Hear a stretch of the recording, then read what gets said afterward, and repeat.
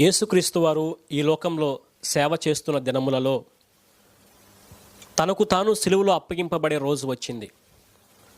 తన పరిశుద్ధమైన దేహాన్ని, పవిత్రమైన దేహాన్ని దుష్టులకి అప్పగింపబడే రోజు వచ్చింది.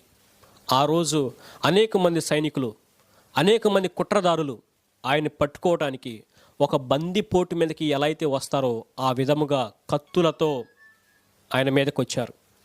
సహజంగా ఈ లోకంలో ఉండే న్యాయం ఏమిటంటే, నీతి ఏమిటి అని అంటే, ఒక చెడ్డవాడిని పట్టుకుంటుంది ఈ లోకం, ఒక చెడ్డవాడిని శిక్షిస్తుంది ఈ లోకం, ఒక చెడ్డవాడిని బంధిస్తుంది ఈ లోకం. కానీ లోకాన్ని రక్షించడానికి వచ్చిన యేసుక్రీస్తు వారి విషయంలో ఈ లోకం నీతి తప్పింది. ఏ మనిషి విషయంలో అయితే న్యాయంగా ప్రవర్తించాలో ఆ మనిషి విషయంలో లోకం న్యాయం తప్పింది.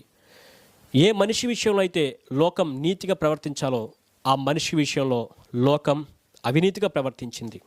క్షమించడమే తప్ప శిక్షించని దేవుని కుమారుడిని ఈ లోకం శిక్షించింది. ఒక స్త్రీ వ్యభిచారం చేసి పట్టుబడితే అక్కడున్న ప్రజలంతా ఆమెను రాళ్లతో కొట్టి చంపాలి అని తీర్మానం చేసుకున్నారు. అప్పుడు దేవుడు, మీలో తప్పు చేయనివాడు ఎవడో మొట్టమొదటిగా ఆమె పైన రాయి వేయమని చెప్పాడు. ఆ మాట విన్న తర్వాత ఏ ఒక్క మనిషి కూడా ఆమె పైన రాయి వేయలేదు.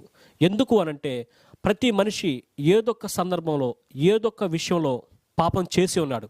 ఒక పాపి ఇంకొక పాపిని శిక్షించటం వీలు లేదు.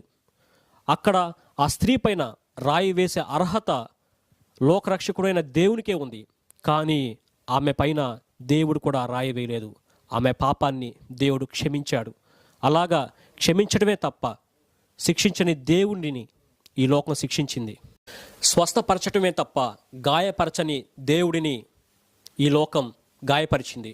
యేసు ప్రభు వారు ఈ లోకంలో మానవ శరీరధారిగా ఉన్నప్పుడు అనేక స్వస్థతలు ఆయన చేశాడు.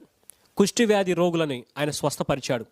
గ్రుడ్డి వారిని ఆయన బాగు చేశాడు. 25 సంవత్సరాలు అనారోగ్యంతో పడిపోయిన వారిని కూడా ఆయన స్వస్థపరిచాడు. ఈ లోకం ఎలా అయితే ఆయన గాయపరిచింది అనంటే, ఒక మామూలు మనిషి తలపైన ఈ లోకం బంగారు కిరీటం పెట్టింది. ఒక మామూలు మనిషి చేతులకి ఈ లోకం ఫ్లవర్ బుకే ఇచ్చింది. ఒక మామూలు మనిషి వీపు పైన ఈ లోకం శాలువ కప్పింది. ఒక మామూలు మనిషిని ఈ లోకం రెడ్ కార్పెట్ మీద నడిపించింది. కానీ లోకాన్ని రక్షించడానికి వచ్చిన యేసు ప్రభు వారి తలపైనేమో ఈ లోకం ముళ్ళ కిరీటం పెట్టింది. లోకాన్ని రక్షించడానికి వచ్చిన యేసు ప్రభు వారి చేతులకి ఈ లోకం మేకులు కొట్టింది. లోకాన్ని రక్షించడానికి వచ్చిన యేసుక్రీస్తు వారి వీపు పైన ఈ లోకం కొరడాలు కురిపించింది. లోకాన్ని రక్షించడానికి వచ్చిన యేసు ప్రభు వారిని ఈ లోకం రక్తపు మడుగుల మీద నడిపించింది. ఇదే నీతి అనుకుంది, ఇదే ధర్మం అనుకుంది ఈ లోకం, ఇదే న్యాయం అనుకుంది ఈ లోకం. ఏ లోకమైతే క్షమించడం తప్ప శిక్షించని దేవుని కుమారుడిని శిక్షించిందో, ఏ లోకమైతే స్వస్థపరచడమే తప్ప గాయపరచని దేవుని కుమారుడిని గాయపరిచిందో, అదే లోకము కొరకు, అదే లోక పాపాల కొరకు చనిపోవడానికి తనకు తాను సిలువకు అప్పగించుకున్నాడు నజరేయుడైన యేసు. లోక పాపాలను క్షమించడానికి సిలువలో తన ప్రాణాన్ని పెట్టాడు. సహజంగా ఈ లోకం ఏం చేస్తుందో అని అంటే, మంచివాడిని చెడ్డవాడిగా చేస్తుంది, చెడ్డవాడిని మంచివాడిగా ముద్ర వేస్తుంది. అలా ముద్ర వేసే క్రమంలో యేసుప్రభు వారి పక్కన ఎవరూ లేరు. కనీసం ఆయన శిష్యులు కూడా యేసుప్రభు వారి పక్కన లేరు. ఒక చెడ్డవాడిని పక్కన అనేకులు తోడుగా అండగా ఉంటారు.